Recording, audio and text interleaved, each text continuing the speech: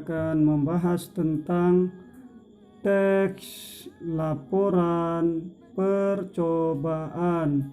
Sekarang Ustaz mau tanya dulu nih, tahu Ananda semua apa itu teks laporan percobaan? Teks laporan percobaan dapat kita artikan adalah tulisan yang menjelaskan atau memaparkan suatu fenomena atau hal yang menarik di sekitar kita. Kemudian hasil pengamatan tersebut kita informasikan atau kita beritahukan kepada orang banyak. Baik, selanjutnya ciri-ciri atau bagaimana kita mengenal tentang teks laporan percobaan itu. Pertama, bersifat umum. Yang kedua, itu biasanya lebih menekankan pengelompokan terhadap hal yang dibahas, ya. Oke, baik, Nanda semua coba Nanda perhatikan. Selanjutnya yang ketiga, memiliki hubungan antara yang dijelaskan dengan kualifikasi atau batasan tentang hal yang dijelaskan tersebut. Baik, itu tentang ciri-ciri, ya. Coba Nanda perhatikan baik-baik. Bersifat umum, lebih menekankan pengelompokan hal yang dibahas. Kemudian ada hubungan yang dijelaskan dengan batasan, ya, yang dijelaskan tersebut. Baik, itu Ananda tentang ciri-ciri teks laporan percobaan, ya. Perhatikan betul. Oke, baik, selanjutnya tentang struktur atau bagian atau susunan teks laporan percobaan itu sendiri, ya.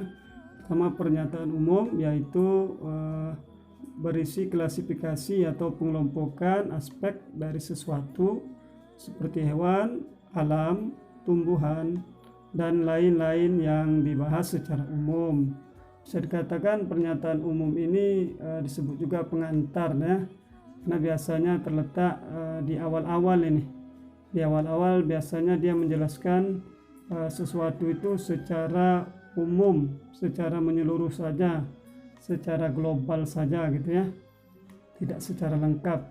Oke, yang kedua yaitu uraian.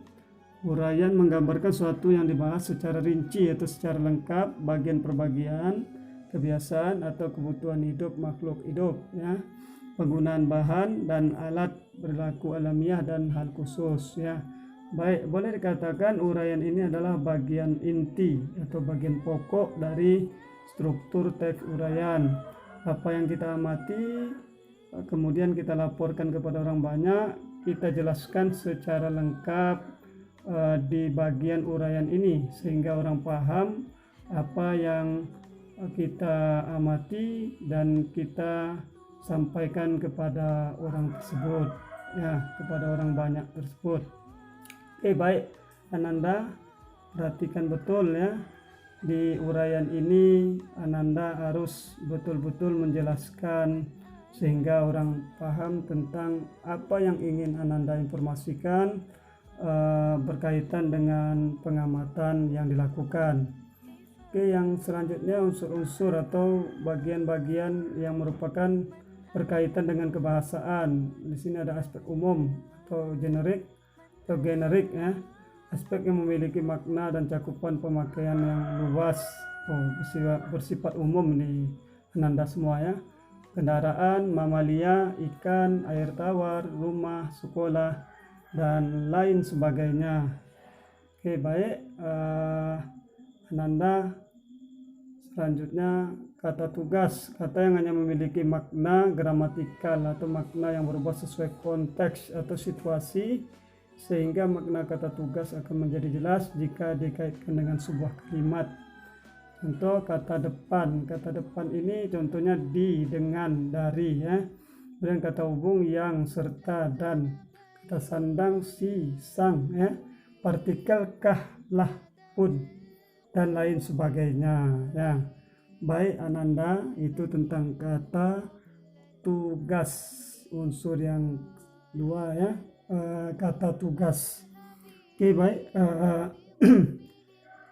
selanjutnya kalimat aktif. Kalimat aktif adalah kalimat yang subjeknya melakukan perbuatan kepada objek, biasanya menggunakan kata kerja aktif seperti lari, tidur, renang, dan sebagainya, atau imbuhan men dan ber.